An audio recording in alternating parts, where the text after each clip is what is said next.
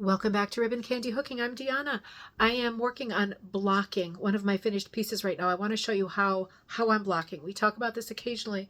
This is what I'm doing today. Blocking is a very easy process. It's basically applying heat with an iron to your finished piece so that you kind of level out, mellow out, finish off your rug hooking piece, right? It gives it more of a finished, polished look. If you have lots of variety of height and sort of wild fibers going on, you might not want to block. But if you are going to block, I'm going to show you what part of this composition I'm blocking for myself. I've just got a plain face cloth and it's damp, right? It's not like dripping with water. It's just damp. Let me show you what I'm going to do here. Okay, so I've got my damp washcloth and I'm putting it in the areas that I would like to block. This is all wool right here. I put it down on there. I've got my iron filled with water. I'm not pressing any buttons. I'm not steaming on purpose. It will steam because it's like Hades type of hot. I've got it pressed down, going bit by bit, slowly around my piece. This is going to take some time, right? I'm going to do it over and over and over, just pressing the iron down. I don't know if you can see the steam kind of billowing out, but as I press, it really will give my loops a much more finished,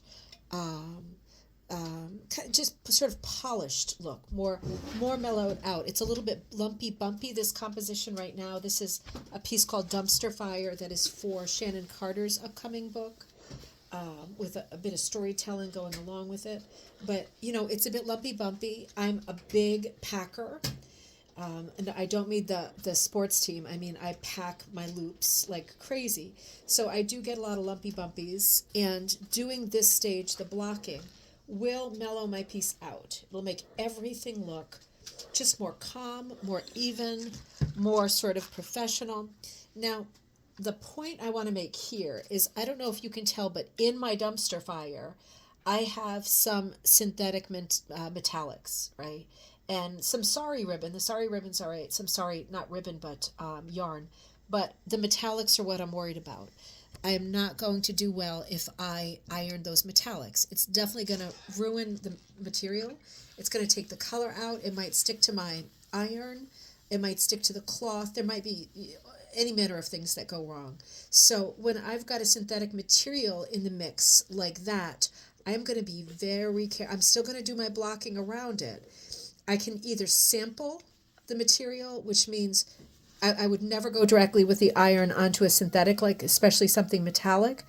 But I could sample it by putting this over and ironing it. I'm not going to do that because in this case, it's not just the danger of killing the material or damaging the iron or whatever, melting part of the piece. It's not just that.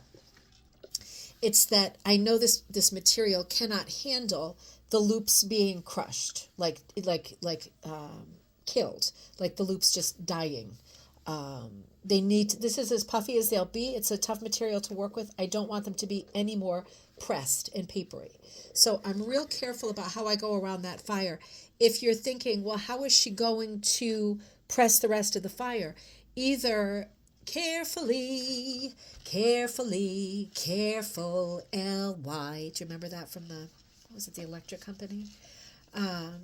Either carefully, and when I say carefully, I mean I'm going to put I don't want to cover the thing too much, the metallics, because I might forget where they are, but I can kind of go in piecemeal with my iron and kind of hit the places close to without hitting them. I also have I just touched it right there, but just for a split second. I also have one of the small little clover irons. They're tiny, tiny. They have a little head that's about this big, really small. I can go in with the clover and press some of those parts if I want to. But at the end of the day, I'm not a particularly technical hooker. So I have a feeling this is, however I get it, however good I get it, it's going to be good enough for me.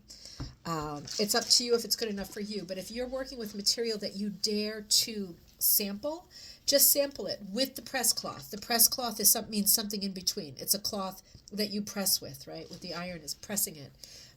Make sure that you use a press cloth. And you can sample your loops. But remember, it will iron your loops. If you are successful, best case scenario, you will iron your loops and your loops will become flat. So make sure that with your synthetic and sketchy materials that you're thinking, I might not want to iron that, make sure that you either sample them or avoid them, or you might have a dumpster fire. I will see you next time at Ribbon Candy Hooking.